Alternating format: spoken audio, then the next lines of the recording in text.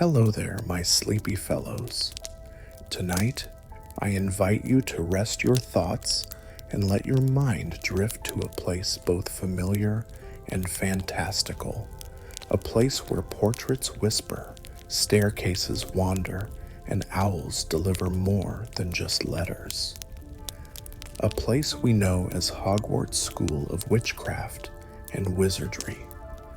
But this isn't just any tale about the hallowed halls of Hogwarts. No, this is a soft and secret story about a quiet little mystery tucked away in the folds of magical parchment, nestled between lists and scrolls, between names written down and those somehow missed. A student who wasn't on any list. Not on the parchment that floated in the headmaster's office, not on the scroll that the sorting hat consulted. And yet, they were very much there, breathing, blinking, wondering, waiting. So take a deep breath, the kind that melts the day away. Let your muscles soften, your eyes grow heavy, and your imagination unfold like a map of stars across the night sky. You're safe here, you're welcome here. And if you find yourself smiling at the whisper of an old spell or the flicker of wand light on a stone wall, well, you're in the right place. Before we tiptoe into our tale, if stories like these warm your heart and calm your thoughts, you might consider gently tapping the like button or following along for more sleepy adventures. But no need to move just yet. Just know that when you're ready for another visit to this magical world, it will always be here, waiting with a cozy hearth and a cup of cocoa. Now, let us begin, not in a flurry of excitement, but in a gentle hush, on a slow evening aboard the Hogwarts Express. The train hums softly through the Scottish countryside, its windows glowing golden in the fading light. Inside, the seats are warm, the carpets are plush, and the lamps swing gently overhead like sleepy fireflies. There's the scent of pumpkin pasties and the rustle of wizard robes, and every now and then, a giggle or a soft snore. Out beyond the glass, the world is slipping into night. Trees blur by, their tops dusted with the last blush of sunset. The stars begin to blink awake, and the moon peeks shyly over the hills.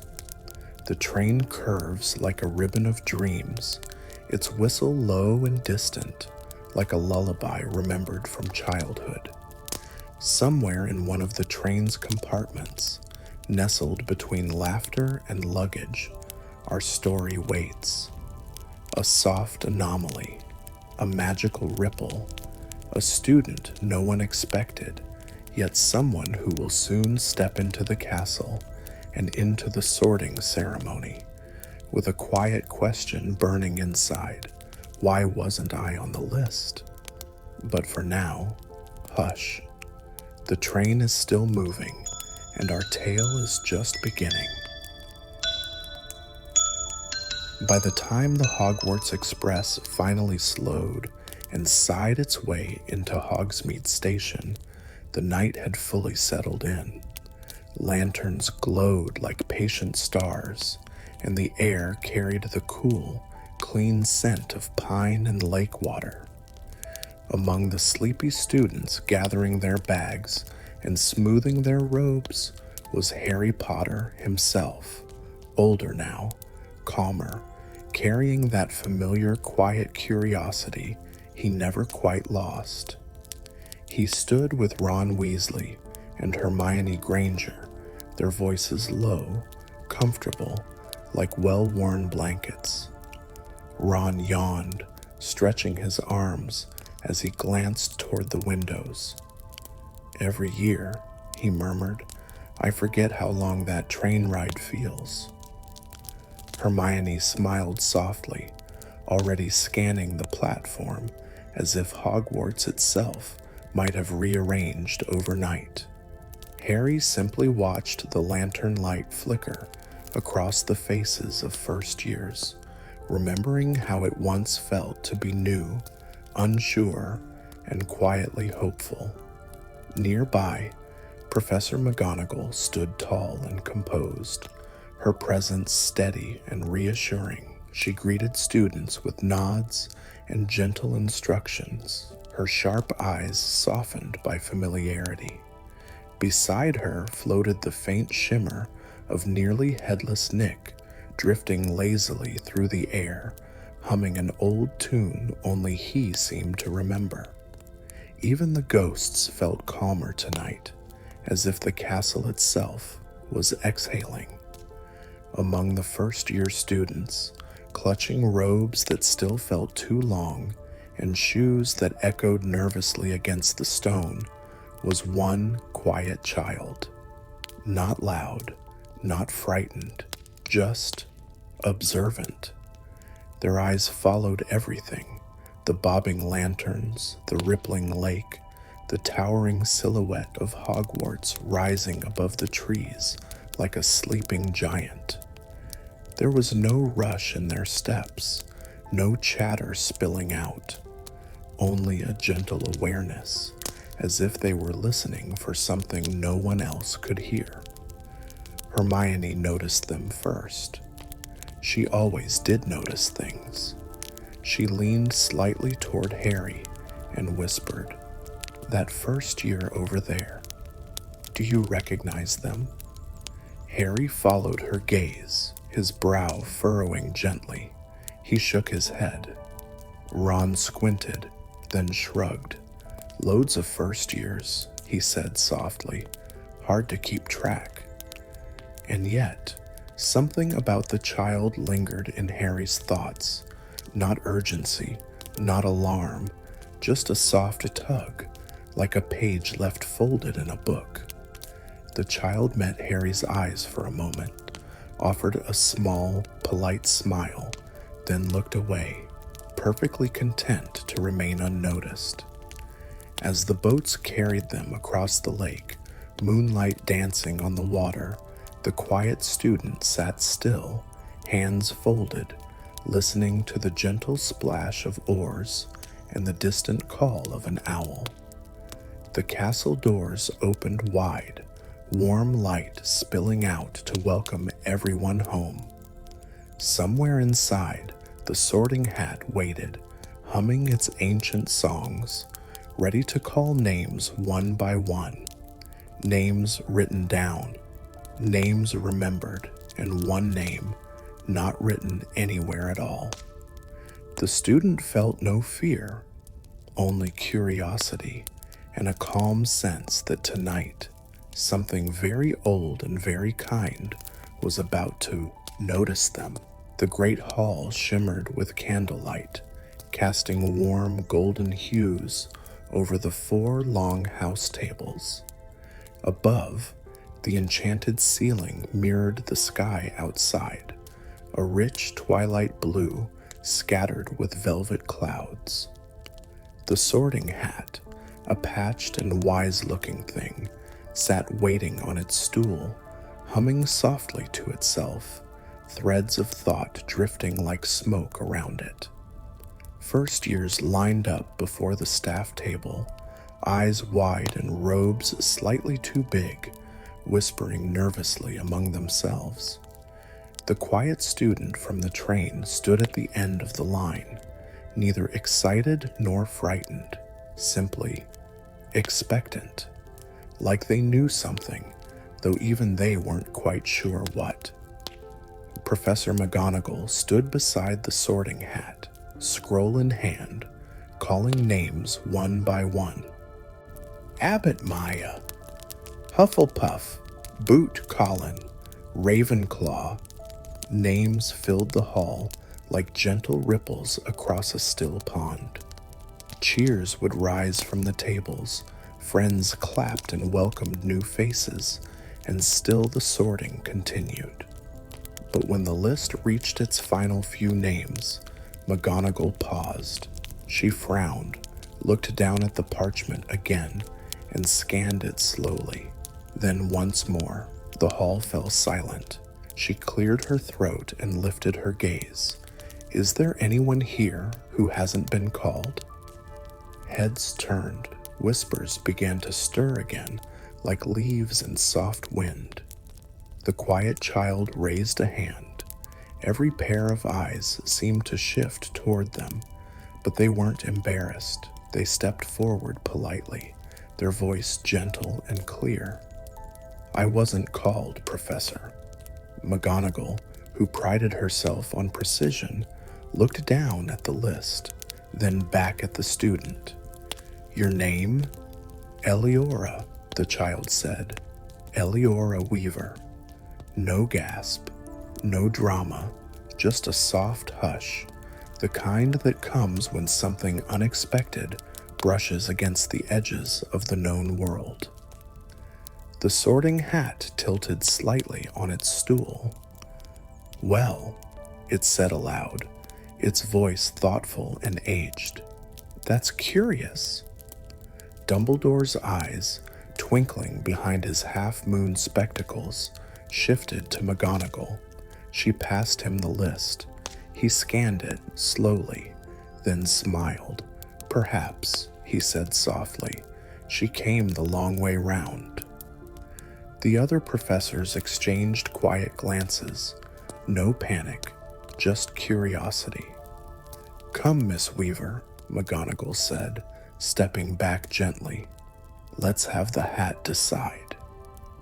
Eliora walked calmly to the Sorting Hat, sat down, and let the hat fall over her brow. The hall leaned forward, watching, but the Sorting Hat didn't speak aloud this time. Instead, a pause, longer than usual. The brim shifted ever so slightly, as if deep in conversation. Inside, the hat's voice was soft, musing. How peculiar. You're not on any scroll. No ink has written your name, and yet I see the threads of magic in you, woven deep and old. Curious indeed. You've come not through the gate, but through the dream. Eliora tilted her head beneath the hat. I don't remember any dream. No, said the hat gently, but the dream remembers you. Outside, the silence grew longer. Then, after what felt like a moment, caught in slow honey, the hat spoke aloud. Ravenclaw! A table erupted in polite cheers, though tinged with uncertainty. Eliora removed the hat and walked calmly toward the Ravenclaws, sitting down among them like she had always belonged. But the mystery lingered like the scent of rain on stone. After the feast, when plates had vanished and desserts had melted into shared laughter, Harry, Hermione, and Ron stood talking quietly with Professor McGonagall near the staff table. She wasn't on the list, Hermione whispered. That's not just odd, it's impossible. McGonagall nodded, her lips drawn in thought. The lists come magically, years before a student ever sets foot in Diagon Alley. Every child born with magical ability appears on them the moment their magic stirs. And she wasn't? Harry asked. No, McGonagall said. Not in the records, not in the Ministry's ledgers, not even in Hogwarts' own ancient scrolls. Ron's voice lowered, eyes slightly wide. Then how'd she get here? You can't just show up. But Dumbledore, who had quietly joined them, smiled with an old, knowing calm. Magic, he said softly, is not always obedient to rules. Sometimes it remembers what people forget. The others looked to him, waiting. There are old stories, Dumbledore continued, of souls who find Hogwarts not through birthright or bloodline, but through need, through calling, through dreams even. His eyes sparkled. There was once a boy, centuries ago, who arrived barefoot at the gates with no name and no wand. The castle opened anyway. Hermione was quiet, her brows gently knit. So, she's here because she was meant to be? Or because magic missed her the first time, Harry said softly, and wanted to fix that. Outside, the sky rumbled gently, a soft, distant roll of thunder like an old door closing far away. Meanwhile, back in the Ravenclaw dormitories, Eliora sat by the window, the stars reflected in her eyes as she watched the moving staircases twist and realign like a gentle puzzle. A parchment sat on her bedside table, a blank one, no name, no crest. And yet, her bed was made, her robes stitched, her books stacked neatly, as if someone had been expecting her all along. As she tucked herself under the soft, quilted blanket, she whispered, "Thank you." The candle beside her flickered once, then twice, and then dimmed, as if it too was satisfied. Elsewhere in the castle, a quill in the headmistress's office stirred on its own. It hovered, dipped in ink. Then slowly, gently, it wrote on a new scroll, "Eliora Weaver, Ravenclaw." No spell had summoned it, no hand had moved it. Just the quiet, steady rhythm of a castle remembering what the world had forgotten. And outside the window, high in the sky, a single owl flew in slow circles as if making sure all was well, before gliding off into the night, feathers soft against the wind. The days that followed were filled with a gentle rhythm of candlelit evenings and parchment-scented days. Yet beneath that quiet tide, something stirred, a subtle shift that those with attentive hearts could feel. It began with the whispers, soft as the flutter of quills, barely louder than the hush of parchment turning. At first, Harry thought it might be the wind through a window left ajar, but it seemed to come from within the walls, more precisely, from within the paintings. But what made the whispering truly unusual was that it came from the empty frame, the one that had once held nothing but the soft glow of its worn velvet background.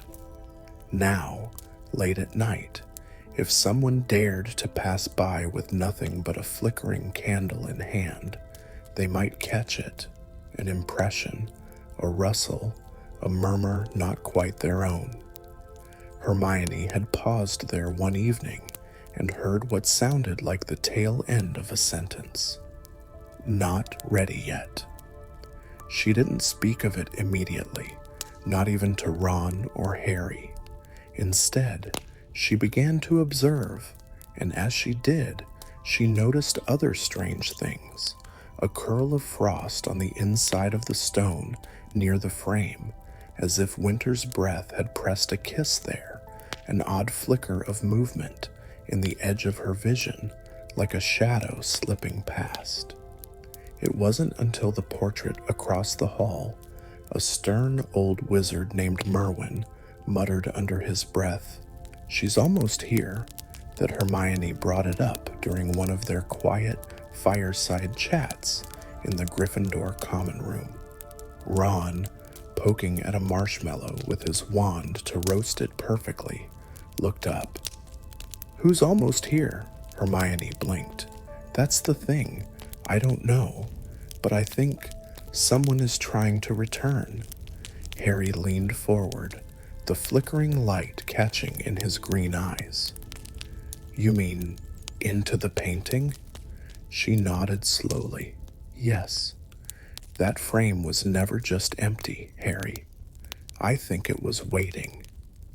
And so, the three of them decided to keep watch. One by one, they took turns staying up, tucked quietly in the library corner, just beyond the enchanted frame, pretending to study as the hours crept by. It was on the third night, when the wind outside had grown still and the stars above shone cold and bright, that something truly magical happened. Harry had drawn the short straw, and he was seated in the reading chair near the window, a dusty old book on the habits of lunar moths in his lap. His eyes were heavy, and the warmth of the fire nearby lulled him into a half doze. And then he heard it, a voice, clear, soft, gentle. "I remember this place." Harry jolted awake, the book thudding to the ground. He turned toward the frame, and there, within its ancient gold border, the velvet had changed. It shimmered like the surface of a quiet lake at dusk. And then, slowly, a shape began to form. Wisps first, like tendrils of smoke gathering purpose. Then lines, then light, and then a face, a young woman's face, half formed, half fading. Her eyes were closed, as if remembering a song once dear. Her presence was not frightening. It was comforting, like a lullaby half remembered from childhood. Harry stepped closer, his voice no louder than the whisper of a page. "Who are you?" The figure opened her eyes, soft silver with flecks of starlight. Her gaze rested on him, kind and curious. "I was once here. I belonged to this castle, a protector, a keeper of forgotten stories." Before he could ask more, the image faded, not gone, but dimmed, as if the magic had been exhausted for the night. Hermione and Ron arrived breathless moments later, and Harry recounted everything. Hermione's eyes sparkled with curiosity and awe.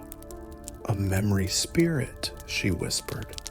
"They're incredibly rare, fragments of magic left behind by those who loved a place so deeply they linger long after." Over the next few nights, they gathered more pieces of the story. Each time the figure appeared, she offered only fragments, like stardust slowly falling into place. Her name, they learned, was Seraphina Elowin. She had once been the guardian of an ancient collection of enchanted books stored beneath the library, in a chamber long sealed and long forgotten. And she was waiting for what she could not say, or would not. Her voice had always grew faint when asked, her image flickering like a dying candle. But what touched Harry most was the way she spoke of the library, not just as a room of books, but as a place of dreams. "Words," she once said, "have a weight. They remember. And this place, it remembers too." One evening, when Ron had accidentally spilled ink on his notes and muttered that he'd rather be anywhere else but in dusty corridors chasing glowy painting ghosts, Seraphina smiled and softly replied, "But here is where the quietest adventures begin." The trio started noticing that her appearance was becoming clearer each time. Her dress now flowed with moonlit silk, her hair shimmered faintly like starlight, and her hands, always folded in her lap before, now lifted gently to trace the golden border of her frame. "I'm almost home," she whispered one night, as if more to herself than them. Hermione clutched her notebook, her quill suspended. "She said home. That means maybe she's close to fully returning. Maybe the painting was broken. Maybe it needed time or people to listen. Harry looked around the library, its shelves towering like sentinels of memory, or maybe it needed to be loved again. And so, the three of them made it a ritual. Every evening after classes, they'd spend a bit of time there, reading aloud, writing quietly, telling stories to the walls and the empty frame. They weren't just watching anymore. They were participating, because Serafina wasn't just returning, she was remembering. And through her, the library began to breathe again in ways it hadn't for years. The torches burned a little warmer, the pages turned a little smoother, the silence itself felt less hollow. It was Hermione who said it best. She's not just a ghost, she's the story of this place. And the empty frame, it was no longer empty at all. It was becoming a window, a doorway, a gentle, magical invitation to look beyond the surface and to listen, really listen, to what the quiet corners of Hogwarts had been trying to tell them all along. As the days at Hogwarts rolled gently by, a quiet shift began to unfold around the peculiar painting frame. It didn't shout or scream for attention. It lingered like a soft whisper in the background of daily life. The students had returned to their lessons, parchment rustling and candles flickering in their holders. Yet Harry, Ron, and Hermione couldn't shake the image of that unmoving, empty portrait that had somehow felt aware. Hermione had taken to spending more time in the library, not out of academic necessity, but because something about that particular painting frame pulled at her curiosity like a forgotten thread needing to be stitched back into the tapestry of Hogwarts' history. She often chose a seat near it, pretending to read, though her eyes kept flitting to the empty space where a face should be. It remained blank, quiet, but not entirely still. One evening, while soft rain tapped against the high arched windows, she noticed the dust around the base of the frame had shifted slightly. It wasn't wind, there was none in the library. She knelt beside it, brushing the stone with the tip of her finger.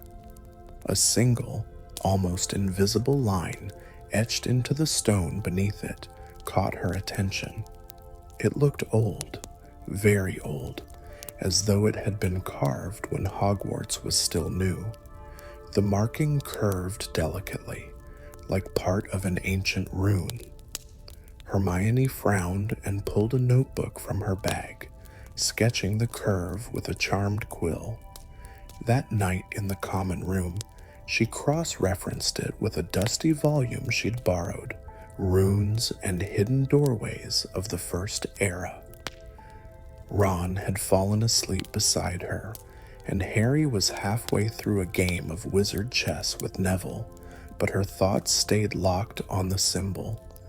The shape matched a series of protective enchantments tied to old magical guardianship spells, specifically ones used on hidden doorways. "It's not just a frame," she whispered to herself. "It's a seal." The next day, they returned to the spot. Harry pressed his ear to the cold frame, half jokingly. "You think there's something inside the wall?" Hermione nodded. "Or behind it." Ron, more cautious than usual, muttered, "Shouldn't we tell McGonagall?"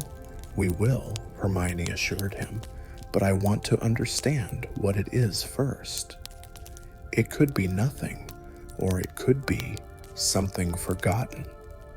So they watched, not just once, but often, morning, afternoon, night. Days blurred together like candle wax melting into parchment. Each time they visited, something had changed. so subtly it made them question if it had at all. A faint glow beneath the frame on one occasion, a strange warmth to the stone, though the rest of the room was cold. Once of him, Harry was sure he heard a breath, soft and weary, like someone sleeping deeply on the other side of the wall. Meanwhile, in the classrooms, the professors spoke more softly, and a few of the older portraits began to glance at the frame in passing, with expressions that bordered on recognition. One, an ancient wizard named Cassius Caro, paused in his portrait high above the charms corridor. He eyed the trio thoughtfully as they passed, then spoke to Harry in a slow, deliberate voice. "The ones who linger without canvas, they are not to be awoken lightly." Harry stopped. "What do you mean?" Caro's painted brow furrowed. She was never painted, you see, only remembered. "Who?" Hermione pressed, stepping forward, but the old portrait simply closed his eyes, refusing to answer further. That night, Hermione pored over historical volumes about the founders, magical art, and portrait lore. Buried in a chapter about uncompleted enchantments was a reference to something called a memory vault, a rare magical structure hidden within Hogwarts during its earliest days. These vaults were rumored to contain preserved magical memories or consciousness too dangerous or too sorrowful to store in books or paintings. Harry stared at the page beside her. "You think that's what this is?" "I think maybe someone tried to trap a memory," Hermione whispered, but never finished the magic. Their next visit to the library brought a deeper hush. Even the air felt watchful. Ron hesitated at the door. "It's daft, but it feels like we're not supposed to be here." But they went in. The painting frame loomed silently in its place. For a long moment, no one spoke. Then Hermione whispered a revealing spell and gently tapped the wall beneath the frame. The rune shimmered, lines emerged, delicate, glowing threads spreading outward like roots or veins. They glowed faintly for just a few seconds, casting soft blue light into the room before fading once more. But within that light, a shape formed, barely visible, hovering inside the frame. A woman's outline, just an impression, a long gown, a hand reaching forward, eyes closed, and then gone. They all stood still, breath shallow. Ron's voice broke the silence, quiet and uncertain.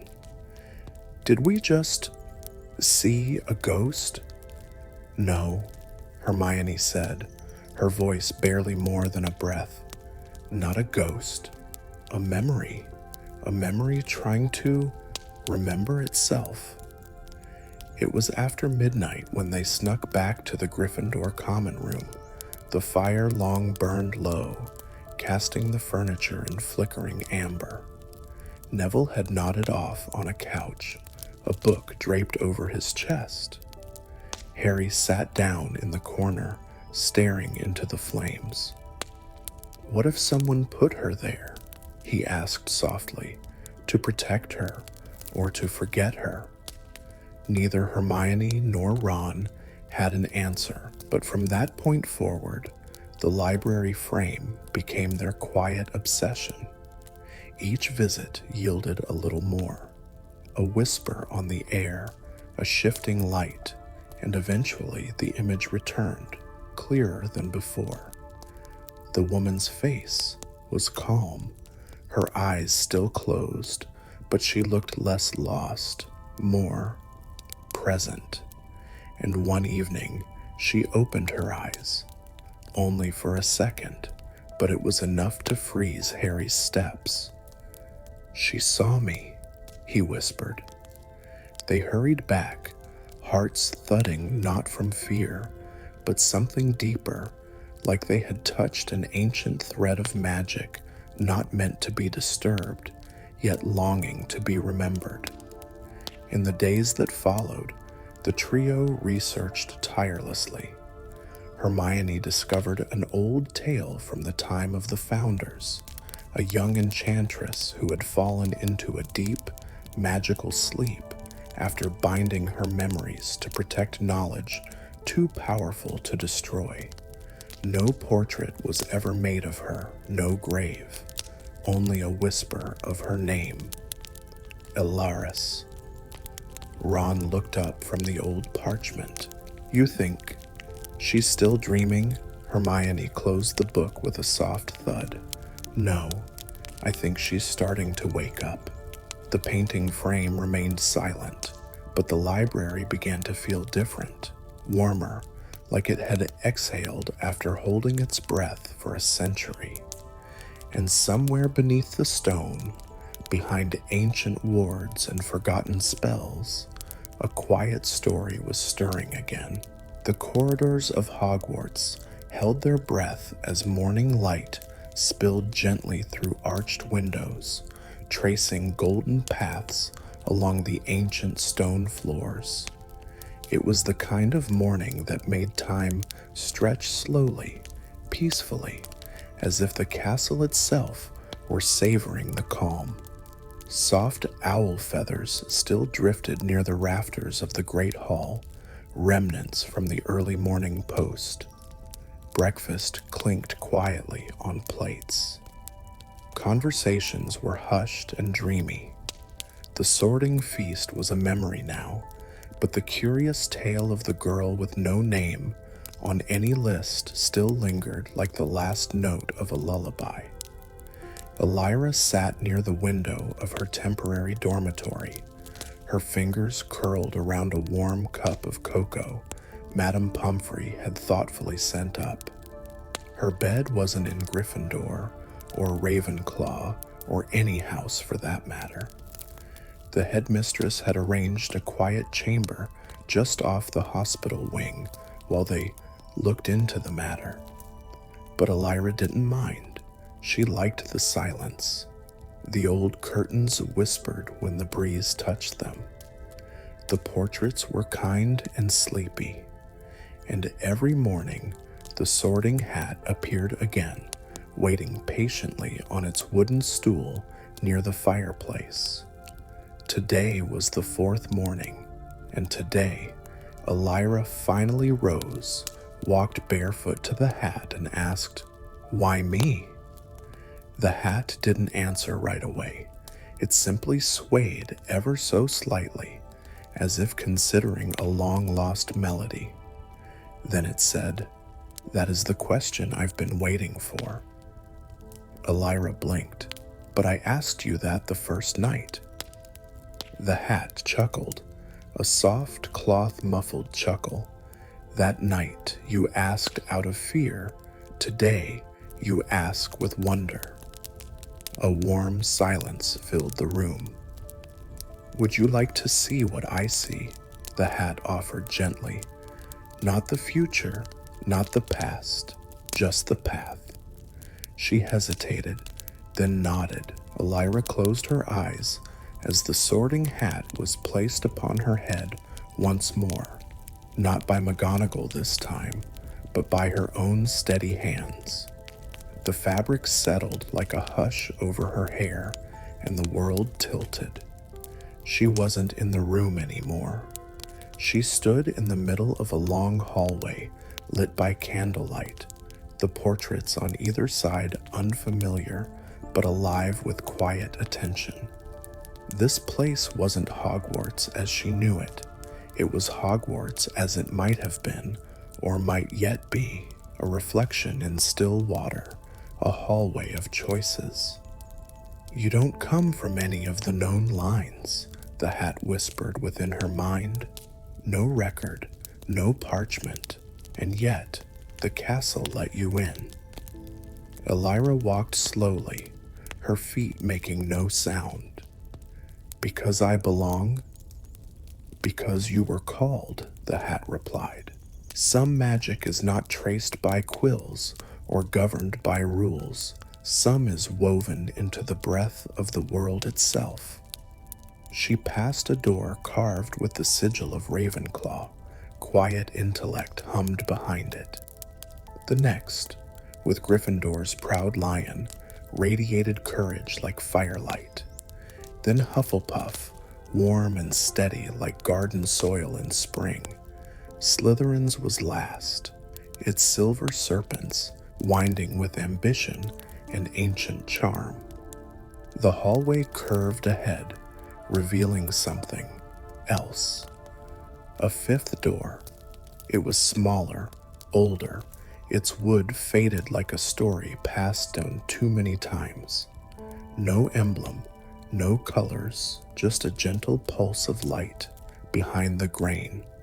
Her heart stirred. "What is this?" she asked softly. "The unspoken house," the hat answered, "a place not forgotten, but waiting." Elira reached toward the door, but it didn't open with a creak or shimmer. Instead, it faded like mist, revealing a garden, a secret garden, hidden somewhere between dreams and memory. Inside, she saw students sitting beneath flowering trees, quills in hand, listening not to lessons, but to the wind. They weren't divided, no colors or crests, just robes of soft beige, faces calm, eyes bright. It was a place of harmony, of reflection. "They are those who walk between," the hat murmured, "those who don't fit the mold, but carry the thread, artists of the subtle, whisperers of balance." "Like me," she whispered. The garden trembled lightly, as if welcoming her. When Elira opened her eyes, she was back in her room. The Sorting Hat rested quietly by the fire. The cocoa had gone lukewarm, but something had changed, not in the room, but within her. She stood and walked to the window. Below, Hogwarts bustled with gentle activity, owls gliding, laughter echoing through the courtyard, students darting between classes, cloaks fluttering like wings. But she no longer felt separate from them. Not excluded, she was not forgotten. She was chosen, just differently. Later that afternoon, McGonagall knocked on her door. "Elira," she said kindly, "we've discussed your placement, but we'd like to hear from you." Elira smiled. "I think I'm not meant to be in any house. Not yet. Maybe not ever." McGonagall nodded slowly. "There are rare moments in the history of this school when the castle makes special arrangements. Rooms that appear only for one, portraits that speak only to certain souls. You may be one of those." "I'd like to learn," Elira said softly. "From everyone. Sit in on classes, help where I can, but return here, to this room. A student of all houses, yet belonging to none." McGonagall's eyes twinkled. "Yes, that sounds like magic itself." The headmistress left with a thoughtful smile, and Elira curled back into her bed as the sun dipped beyond the forbidden forest. She pulled the blanket up, tucked beneath her chin, and watched as the Sorting Hat faded away, its task, for now, complete. The choice had been made, not by the hat, not by the list, but by Elira herself. And somewhere in the hush of the castle's ancient stones, the fifth door waited, not for students chosen by parchment, but by purpose, by quiet magic, by those who listened. The days passed like drifting clouds, slow and soft, wrapped in the hush of autumn winds. Elira wandered the castle, not with a schedule, but with instinct. She found herself in the greenhouse one afternoon, pressing her fingertips into the soil, feeling its warmth. Another morning, she appeared in the astronomy tower just as the sunrise crept over the mountains, casting long, golden lines across parchment-thin clouds. Professors began to notice, not her absence from class, but her quiet presence everywhere. She was not a Gryffindor, yet she sat beside one during herbology and helped untangle a venomous root calmly. She wasn't a Hufflepuff, yet she stayed behind after potions to carefully clean the table for the next group. She wasn't a Ravenclaw, but her answers and charms were thoughtful, drawn from intuition rather than textbooks. And she certainly wasn't a Slytherin, but when a younger student lost their wand, she found it and returned it with a grin and a clever trick so it wouldn't go missing again. Whispers began to swirl like gentle gusts. The student who wasn't sorted, the girl who belonged everywhere and nowhere. But Elira didn't mind. Something within her was waking up, not loudly, not with a bang, but like morning light edging slowly into a sleeping room. A quiet knowing.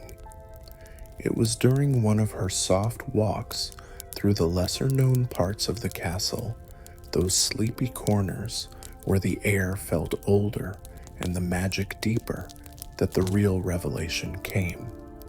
She followed a corridor she had never seen before. It wasn't on any map. There were no portraits here, no windows either, just candle sconces that flickered without flame, and a velvet hush that wrapped around her senses like a lullaby. The stone beneath her feet felt warmer, as though it remembered. At the end of the corridor, there stood a door. It was not locked. It didn't creak. It simply opened the moment she reached for the brass handle, shaped like a curled leaf. Behind it was a round room, small and circular, with smooth gray walls and a domed ceiling painted like the night sky. Stars moved slowly above her, shifting positions as though aligning themselves just for her presence. In the center of the room was a pedestal. Upon it, resting silently, was a book. But not just any book. It pulsed faintly with light, like a heartbeat. As she stepped closer, the name written on the cover shimmered. Elira. She gasped softly, her fingers trembling as she reached out to open it. The first page was blank, the second too, but on the third, words began to form, ink curling into place, not written by hand, but summoned by presence. Not every story is written before the student arrives. Some stories begin the moment they are truly seen. Elira blinked slowly, the words sinking deep into her heart like a spell cast without a wand. You are not a mistake. You are a choice, made by the castle, by the ancient magic that listens not to bloodlines or records, but to the soul's echo. A warm tear slipped down her cheek. She hadn't realized how much she needed those words, how much doubt still lived quietly within her. She turned the page. There was once a room like this, centuries ago, for the wanderers, for those whose magic didn't sing in the same notes as others. They were the fifth house, not of name or banner, but of bond, a house of balance, of listening, of guiding between the others, peacekeepers, dream weavers. Her breath caught. The Sorting Hat had spoken of a garden, a waiting path, and now this, confirmation, ancient and hidden. She sat down, legs crossed beneath her, and simply let the book rest on her lap. It felt warm, almost like it remembered her too. Behind her, the door closed gently, as if protecting the moment. And then, a sound, the faintest whisper of footsteps. Professor McGonagall entered, her expression unreadable but gentle. "I thought you might find this place," she said softly. "You knew?" "Not quite," McGonagall replied, stepping forward, her hands folded calmly. "But I remembered something from old records. A student long ago who also had no parchment, no wand at first, no house colors, and yet was never absent from the most important moments in the school's history." Elira looked up. Was it someone like me? The professor knelt beside her, smoothing the hem of her cloak. "Magic changes, Elira. It grows, adapts. The castle listens, and sometimes it calls someone new, someone forgotten by the lists, but remembered by the walls." Elira smiled, but her voice was quiet. "I thought I was lost." "No," McGonagall said firmly. "You are found, in the oldest way there is, by magic that doesn't need names or lines, magic that simply knows." A silence passed, deep and reassuring. The stars above shimmered once, then slowly began to form a constellation, one Elira had never seen before. 5 stars in a soft spiral. "The house between," McGonagall whispered. "It hasn't had a name for centuries. Perhaps it's time we remember it." Elira didn't answer. She didn't need to. The warmth in her chest, the steady hum in the room, the way the book's pages fluttered softly without wind, it was all the answer required. She was not missing, she was meant. In this castle of turning staircases and whispering portraits, of ancient chants and remembered names, she had found a place that belonged only to her. And somehow, in doing so, she had awakened a forgotten thread of magic that might change Hogwarts forever. Not loudly, but gently, as all great truths often do, narrated in a gentle, warm, and sleep-inducing tone. The days that followed moved softly, like parchment turning itself in a breeze. There was no grand announcement, no crest for this newly found house between, no clapping in the great hall or ceremony beneath the Sorting Hat. But something had shifted, quietly and deeply, throughout the very bones of the castle. Elira was seen now, not just noticed, but understood. Students passed her in the halls with curious smiles. Professors greeted her not with questions, but with quiet nods of recognition. And though she still wore no official house colors, it didn't matter anymore. She belonged, not in a corner of Hogwarts, but in its heart. The hidden room beneath the castle, the one with the domed ceiling and whispering stars, became a place of gentle return for her. Sometimes, when the castle's corridors grew too loud or the common rooms too full, she'd slip away to that quiet chamber where her name shimmered in ink and stars realigned themselves above her. She didn't go every day. That wasn't its purpose. It was not a place for retreat, but remembrance, a place that hummed softly with a promise. You are exactly where you're meant to be. In the mornings, she'd sit in the courtyard under the willow trees, sipping pumpkin juice, the breeze lifting her curls. Luna Lovegood often joined her, weaving necklaces from dried daisies and saying things that made more sense in dreams than in daylight.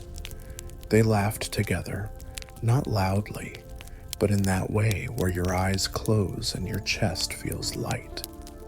At night, Elira often wandered into the library, not to read, but to listen. To the rustle of pages, to the sigh of floating dust, to the hush of magic older than spells. She'd trace her fingers along the worn bindings of books that hadn't been touched in years, and sometimes they would open on their own, revealing passages meant just for her. The sorting hat remained in the headmistress's office, silent but watchful. Yet sometimes, Elira thought she could hear a hum when she passed the stone gargoyles, like a slow lullaby, waiting. The other students, too, had grown used to her in the most beautiful way, not as a curiosity, but as a companion. She floated between groups like a soft breeze, helping first years with their cauldrons, laughing with the Hufflepuffs during meal times, and even showing the Slytherins how to draw protective runes with surprising skill. She didn't need a label anymore. Her presence was enough. And as the season shifted from autumn's golden hush to the soft gray whispers of winter, Elira stood one morning beside the lake, snowflakes catching in her hair. The surface of the water was still, reflecting the sky like a silver mirror.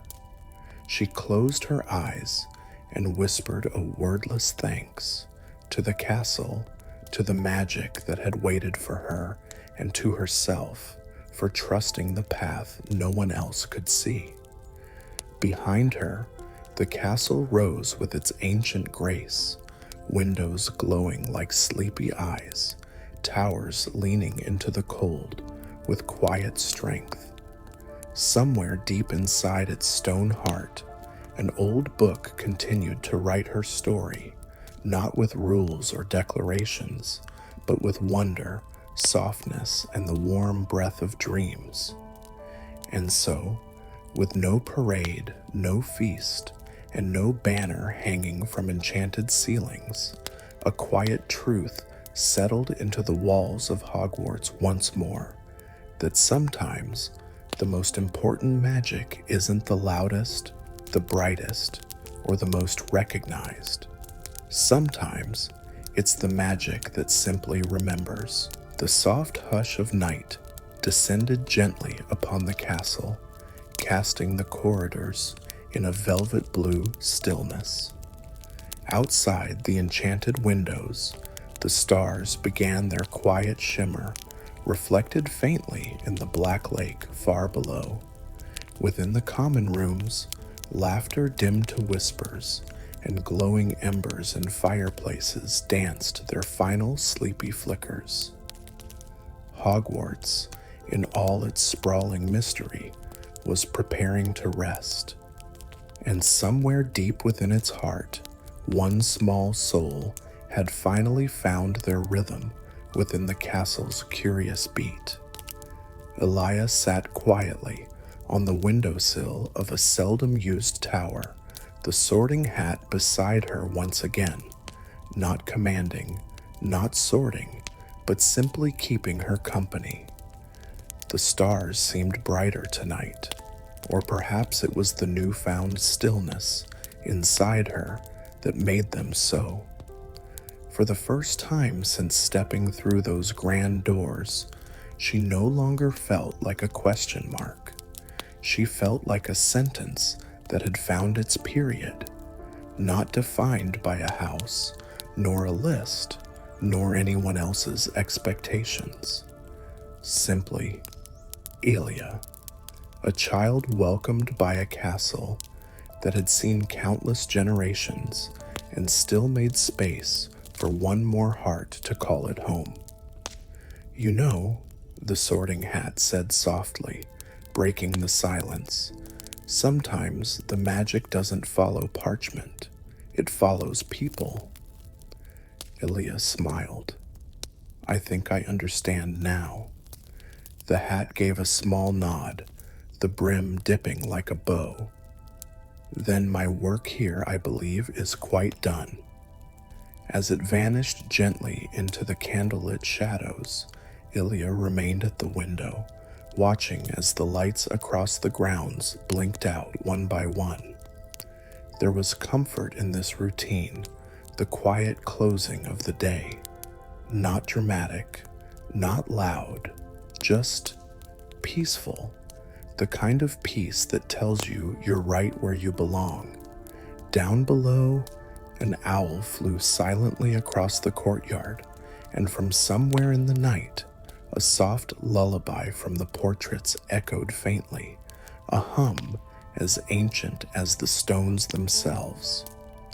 And in that final hush, Elia closed her eyes, no longer wondering where she fit or how she got here, because in the heart of a castle filled with secrets, portraits, staircases, and spells, she had discovered the most powerful magic of all, belonging.